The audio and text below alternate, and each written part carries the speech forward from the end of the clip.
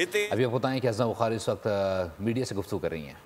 और कुछ ओवरसीज जिनको इनकलाब के दावे उन्होंने दिए थे, जिनको उन्होंने इनकलाब उनकी घुट्टी में डाला था, और वो उनको जस्टिफाई करने के लिए और उनको वो कहते हैं ना सज्जी दिखा के खबी मारते हैं वो, और फिर उसको वो डिफेंड करने के लिए वो कहते हैं नहीं मुज़ाकरात नहीं हो रहे, डील नहीं मांग रहे, हम तो बातचीत करना चाहते हैं। बंदा पूछे बातचीत का मतलब मुज़ाकरात ही होता है ना भाई, और क्या होता है?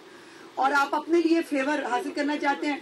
अभी मैंने सुना वो कह रहे थे कि जी वो कौम के मफाद के लिए बैठना चाहते हैं। मुझे ये बताएं कि 9 मई माफ़ कर दें, इसमें कौम का मफाद कहाँ है?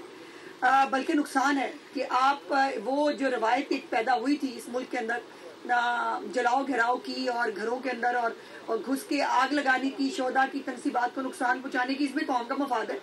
या इसमें कौम का मफाद है कि बानी की सारी करप्शन, एहलिया समेत जो हीरो के कारोबार थे वो आप भूल जाएंगे? कौम का मफाद, कौम का मफाद जब आता है ये हड़ताल पे चले जाते हैं, जब एससीओ होती है ये हड़ताल पे चले जाते हैं, लॉन्ग मार्च ले आते हैं। ये IMF का प्रोग्राम जो है वो शुरू होने लगता है, IMF को खत लिखवाते हैं, IMF के दफ्तरों के बाहर जो है कि एहतजाज करते हैं। कांग्रेसमैन जो है उनको लॉबियस्ट फर्म के जरिए हायर करके पाकिस्तान के खिलाफ वज़ीर इत्तलात पंजाब अज़मा बुखारी गुफ्तगू कर रही हैं। सब्सक्राइब करें और बेल दबाएं ताकि कोई खबर रह न जाए।